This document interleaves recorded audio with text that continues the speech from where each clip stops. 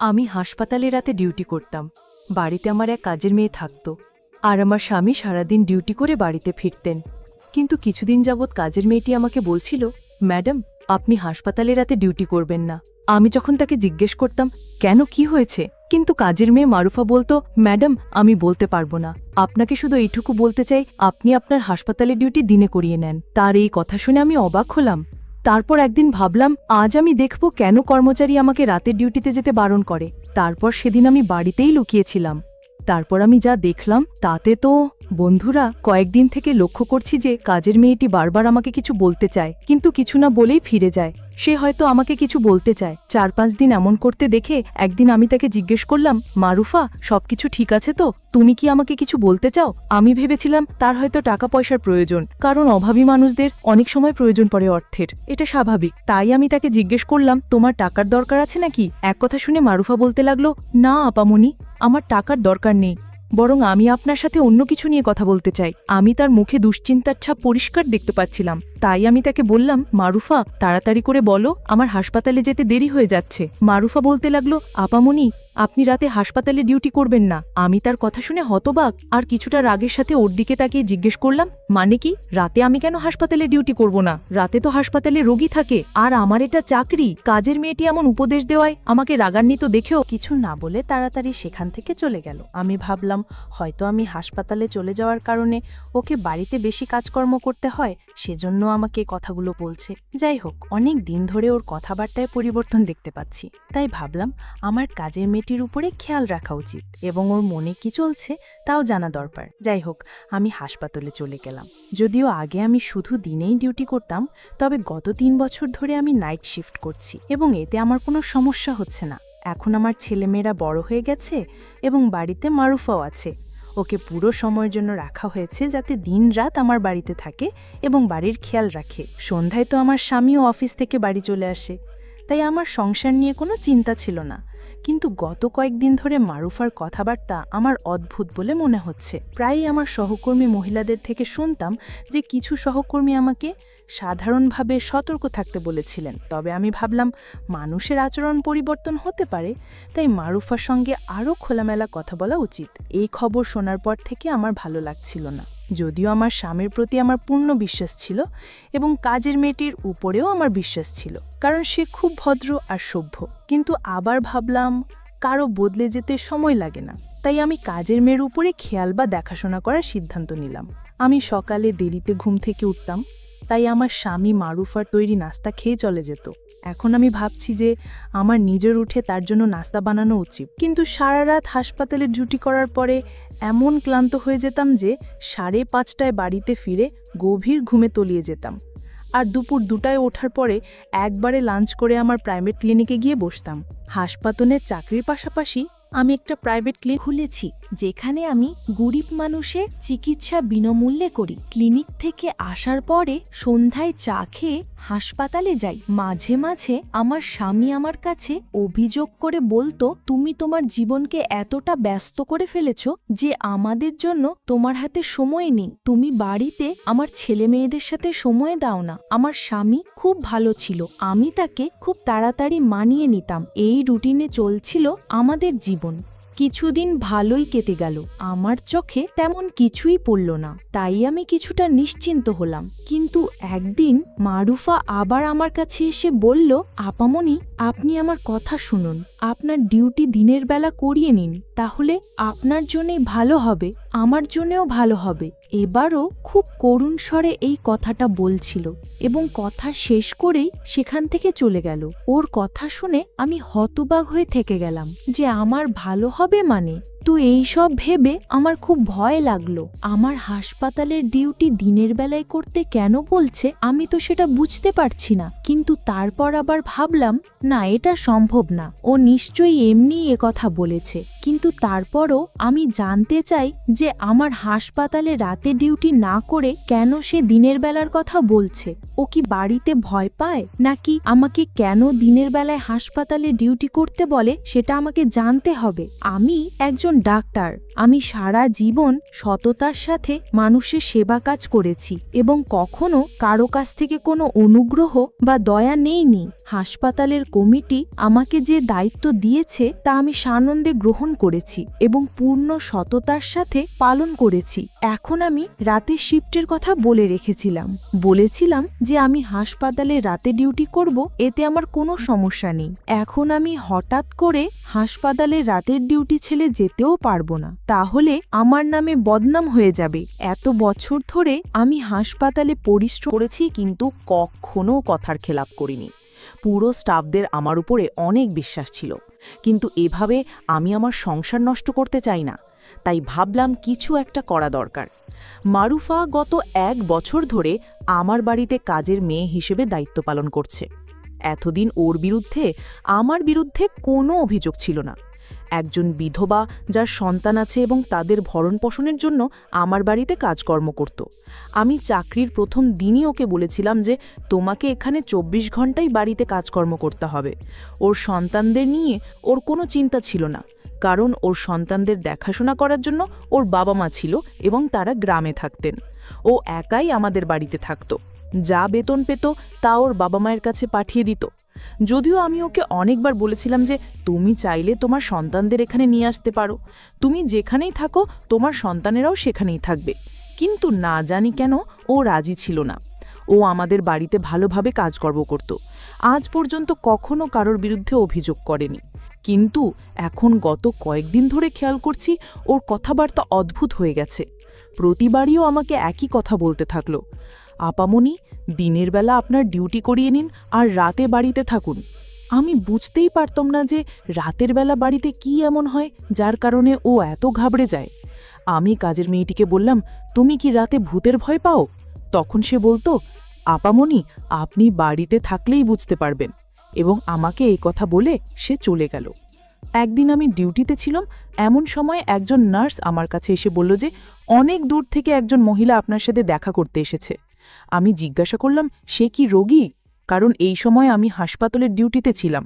তখন সে বলল, না, তিনি আপনার কোনো আত্মীয় বলছেন। এই সময়ে আমার কোনো আত্মীয় আমার সাথে দেখা করতে হাসপাতালে আসতে পারে? ভাবতে ভাবতে বের হলাম। বাইরে গিয়ে দেখি একজন অচেনা মহিলা দাঁড়িয়ে আছে। আমি বিরক্তির সাথে তার দিকে তাকিয়ে জিজ্ঞেস করলাম, কে আপনি এবং আমার সাথে দেখা করতে চাইছেন কেন? সে বলল, তুমি কি ডক্টর সুবর্ণা? আমি বললাম, হ্যাঁ, আমি ডক্টর সুবর্ণা। আমার কথা শুনে সে হঠাৎ তার মোবাইল বের করে আমার দিকে তাকালো, যেন ছবি তুলতে চায়। তারপর দ্রুত সেখান থেকে চলে গেল। আমি কয়েক সেকেন্ডের জন্য বুঝতে পারিনি যে ব্যাপারটা কি হলো, এবং যখন বুঝতে পারলাম তখন সে আমার থেকে অনেক দূরে পালিয়ে গেছে। আমি তার পিছনে জোরে দৌড়ালাম যাতে তাকে জিজ্ঞেস করতে পারি কেন সে আমার ছবি তুলছে এবং সে কে, কিন্তু সে খুব জোরে ছুটতে ছুটতে অনেক দূরে চলে গেল, আমার নাগালের বাইরে চলে গেল। আমি ফিরে এসে ভাবতে লাগলাম, হ্যাঁ ভগবান, কি হচ্ছে? কে এই মহিলা, আর কেন সে এখানে এসেছিল? আমার কিছু একটা গন্ডগোল মনে হচ্ছে, যেন বিপদ আসতে চলেছে। আমার মন বারবার বলছিল, কোনো বিপদ কি সামনে আসছে নাকি? আমি এটা জানতাম যে আমার ফ্যামিলি ঠিক আছে, কারণ রাতের ডিউটি করে খুব ক্লান্ত হয়ে যেতাম আর সকালে দেরিতে ঘুম থেকে উঠতাম। আমি যখন ঘুম থেকে উঠি ততক্ষণে আমার স্বামী অফিসে চলে যায়, আর রাতে যখন আমি ডিউটিতে যাই তারও পরে সে অফিস থেকে আসে। অদ্ভুত জীবন হয়ে গেছে আমাদের। অনেক দিন ধরে আমার স্বামীর সাথে আমার কথা হচ্ছিল না, তাই আমি মোবাইল বের করে আমার স্বামীকে কল করলাম, ভাবলাম অন্তত ফোনে কথা বলি, কিন্তু সে আমার ফোন ধরল না। এরপর আমি তার অফিসের নাম্বারে কল করি এবং তার সেক্রেটারি ফোন ধরে আমাকে বলল যে তিনি গত কয়েকদিন ধরে অফিসে আসছেন না। সেক্রেটারির কথা শুনে আমি হতভম্ব হয়ে গেলাম। আমার স্বামী যে অফিসে যাচ্ছে না এ বিষয়ে আমার কোনো ধারণাই ছিল না, কিন্তু আশ্চর্যের বিষয় হলো যে সে প্রতিদিন অফিসের জন্য বাড়ি থেকে বের হতো। তাহলে সে অফিসের নাম বলে কোথায় যাচ্ছিল? পরের দিন ছুটি নেয়ার কথা ভাবলাম। আমি যখন বাড়িতে এই কথাটা জানালাম তখন সবাই খুব হাসি খুশি ছিল, বিশেষ করে কাজের মেয়ে মারুফার। রাতের খাবার খেয়ে বাইরে হাঁটতে বের হয়ে দেখলাম মারুফা কারো সাথে ফোনে কথা বলছে, আর সে কাউকে বলছে, আপামনি আজকে বাড়িতেই আছেন, আজকে আমার কপাল ভালো। আমি যখন তার কাছে গেলাম সে হঠাৎ ঘাবড়ে গিয়ে ফোন কেটে দিল। আমি যখন তাকে জিজ্ঞেস করলাম, কার সাথে কথা বলছো, সে বলল, কারোর সাথে নয়, শুধু মাকে ফোন করেছিলাম সন্তানদের খবর নেয়ার জন্য। এ কথা শুনে মারুফার প্রতি আমার সন্দেহ বেড়ে গেল। হয়তো সে কোনো ঘোট পাকাচ্ছে অথবা আমার কাছ থেকে বড় কিছু একটা লুকোচ্ছে। ভাবলাম আজকে বাড়িতে থেকে দেখব এখানে কি এমন হয়। কিন্তু সেদিন আমার চোখে কিছুই পড়ল না। সবাই শুয়ে পড়ল। কতদিন হয়ে গেল আমরা একসাথে সবাই বাড়িতে থাকার সুযোগ পাই না। আমার স্বামী বলছিল, তুমি অনেক ভালো করেছো ছুটি নিয়ে। আমি সন্দেহের চোখে তার দিকে দেখছিলাম আর ভাবছিলাম, আমি আজ বাড়িতে থাকার কারণে সবার মন ভালো হয়ে গেল। আমার একটা মেয়ে এবং এক ছেলে আছে। মেয়েটা কলেজে পড়ে এবং ছেলেটা ছোট, সে স্কুলে পড়ে। বাড়িতে আমরা একজনই ছিলাম, তাই আমার ধারণা ছিল বাড়িতে কাজকর্ম করার জন্য শুধু একটা কাজের মেয়ে যথেষ্ট। তাই মারুফা ছাড়া আর কাউকে বাড়ির কাজে নেয়ার কথা ভাবিওনি আমি এক দুবার পরিবারের সদস্যদের জন্য বাড়িতে আরও একজন কাজের মেয়ে নেয়ার কথা বলেছিলাম। তখন সবাই মারুফার অনেক প্রশংসা করে বলতো যে ও একা থাকলেও আমাদের কোনো সমস্যা হয় না, তাহলে তোমার অন্য কাজের মেয়ে নেয়ার কী দরকার। কিন্তু গত কয়েকদিন ধরে আমি লক্ষ্য করছি যে মারুফা আর আমার মেয়ে তমা একে অপরের সাথে খুব গল্প করতে শুরু করেছে। তমা সারাক্ষণ মারুফার আশেপাশে থাকত। মারুফা আমার মেয়ে তমাকে অনেক খেয়াল রাখত। এটা দেখে আমার খুব ভালো লাগতো যে খুব অদ্ভুত লাগতো যে কেন ও মারুফাকে এত ভালোবাসতে শুরু করলো। সেদিন আমি সারাদিন এবং সারা রাত বাড়িতে থেকে দেখেছি, এমনকি হাসপাতালেও যাইনি এবং ক্লিনিকেও বসিনি, কিন্তু তমা আর মারুফা তারা অনেক গল্প করত এবং তাদেরকে দেখে মনে হতো তারা দুজন দুজনের কত আপন। কিন্তু একটা বিষয় লক্ষণীয়, আমার মেয়ে তমা আগে মারুফাকে তেমন একটা পছন্দ করত না। হয়তো আমি বাড়িতে থাকি না, শুধু ও বাড়িতে থাকে, তাই তমা মারুফার সাথেই গল্প করে সময় কাটায়। এখন আমার মনের ভেতরে ভেতরে রাগ হচ্ছিল যে মারুফার এই নাটক কবে শেষ হবে কে জানে। আমি আমার রুটিন অনুযায়ী পরের দিন আবার হাসপাতালে রাতের ডিউটি শুরু করলাম। দুদিন পরেই আমি খুব তাড়াতাড়ি ঘুম থেকে উঠলাম, কারণ সন্ধ্যায় আমার এক বন্ধুর জন্মদিনের অনুষ্ঠানে যেতে হবে। তাই তার জন্য একটা উপহার নেওয়ার কথা ভেবে বাজারে গেলাম। সেখানে আমাকে এক জায়গায় দাঁড়াতে হয়েছিল। কিন্তু আমি সামনে তাকিয়ে দেখলাম আমার স্বামী হাসপাতালের ভেতরে যাচ্ছিল। কেন হাসপাতালে যাচ্ছিল? ও তো একেবারে সুস্থ, ঠিক আছে, ওর তো কোনো সমস্যাই নেই। তাই আমি তাকে অনুসরণ করে হাসপাতালে গেলাম। সেখানে গিয়ে দেখলাম সে একটা রুমের ভেতরে চলে গেল। আমি জানালায় উঁকি দিয়ে দেখলাম সে একটা মহিলাকে টাকা দিচ্ছে। মহিলাটিকে আমি চিনতে পারিনি।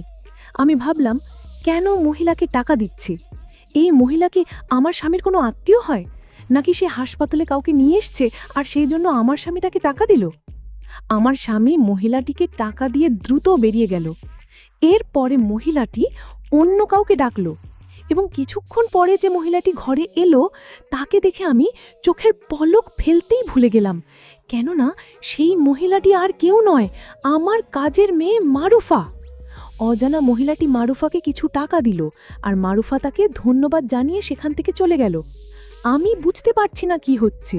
আমার স্বামী প্রথমে এক অজানা মহিলাকে টাকা দিল, তারপরে সেই অজানা মহিলাটি আমার স্বামীর দেওয়া টাকা থেকে কিছু টাকা মারুফাকে দিল। অবশেষে মহিলাটি যখন আমার দিকে মুখ ঘোরালো, আমি স্তব্ধ হয়ে গেলাম। আমি কিভাবে এই মহিলাকে ভুলতে পারি? এতদিন পার হওয়ার পরেও তার মুখটি আমার চেনা ছিল। এই সেই মহিলা যে সেদিন আমার ছবি তুলে পালিয়ে গিয়েছিল। আমি ভাবলাম তাকে গিয়ে জিজ্ঞেস করব, কিন্তু এরপরে আরেকজন লোক এসে সেই মহিলাকে নিয়ে সেখান থেকে চলে গেল। আমার মনে অনেক সন্দেহ হলো।